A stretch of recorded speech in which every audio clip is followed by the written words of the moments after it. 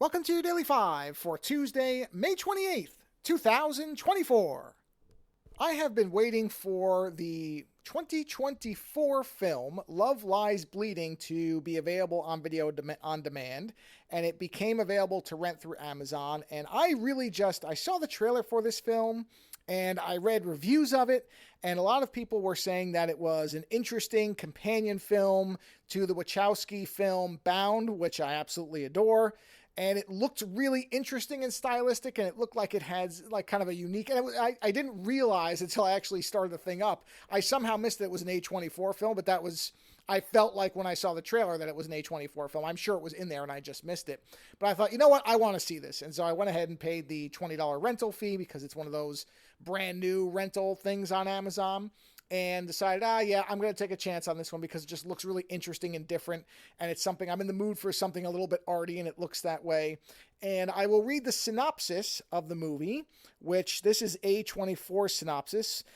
From director Rose Glass comes an electric new love story. Reclusive gym manager Lou falls hard for Jackie, an ambitious bodybuilder headed through town to Vegas. I should have said Las Vegas.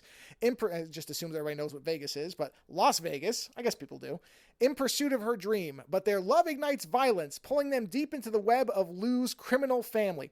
Yeah, I feel like that is more of a spoiler than my review is going to be, because it's not like it's a big mystery. That the trailer, I think, somewhat hints at it, but doesn't specifically, at least the trailer I saw. But there is this element where you don't know exactly for a while what's going on with Lou and Ed Harris playing her father. You're not really sure what's going on there, what that exactly is. It's pretty quickly told to you, but there is a bit of a build-up to it. But like I said, I think that description is more of a spoiler than my synopsis would have been. I just would have said that two individuals who happen to meet in this town while one is on the way to go to a bodybuilding competition fall in love with each other and then end up in a really unfortunate situation, which I guess is more or less what that is.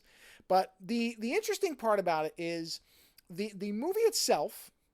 Now, again, I saw the trailer. I was interested. I wasn't sure how arty it was going to be. And I'm happy to say that I don't think it is so art house that it will alienate people, which that's always a risk. Like, I know I'm into that stuff, and Lando can watch that stuff. And most of the people who enjoy certain films know that they can watch those things. But for a more general audience, some of these artier films can just be too much. They can just be overwhelming. They can be confusing. They can be too challenging. And I don't say that as a derogatory thing. It's just a reality that some people just want to be able to watch, understand, and enjoy something. And I think this movie, up until a certain point, which I'll talk about on Friday, manages to toe that line very well, where you can follow everything, and then it gets a little bit surrealistic at points. But I do think it sets it up, but it goes very far into surrealist or hyper reality for 1-2 scenes at the end. But I think the movie sets you up well enough that you understand or can interpret it without having to get into Lynchian territory. It's not that far over the line. But I think for the rest of the movie, it is presented pretty straightforward as far as what the narrative is. And I don't mean that as a negative either. I mean that it's got these aesthetic flourishes. There were points where I thought, wow, this is kind of if the Wachowskis and Nicholas Winding Refn had made Bound together, where he was providing, Winding Refn was providing the kind of artistic and color sense that he brings to his movies, which I think are the strongest parts of his films, is the aesthetic that he has. But it does have that Bound. There is a lot of parallels with Bound, without saying that one was ripping off the other or anything like that, but they do feel like very companion pieces. And I loved Love Lies Bleeding. I thought it was great. This is actually a perfect double feature to watch with Bound, and it really wouldn't matter which order you watch them in. They feel distinct. They don't feel like they're imitating. Well, of course, one would be imitating the other, but it doesn't feel like it's a rip-off film, but it does feel like they echo each other in a lot of ways.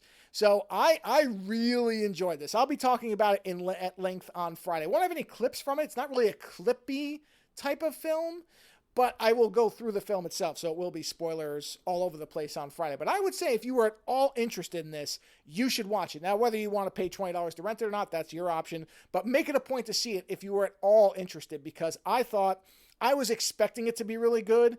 It was in interesting ways that I both anticipated and ways I did not. But all around, I had a great time with it. So again, Love Lies Bleeding, available right now on video demand. I'm sure it'll hit streaming soon. Worth seeing. Later.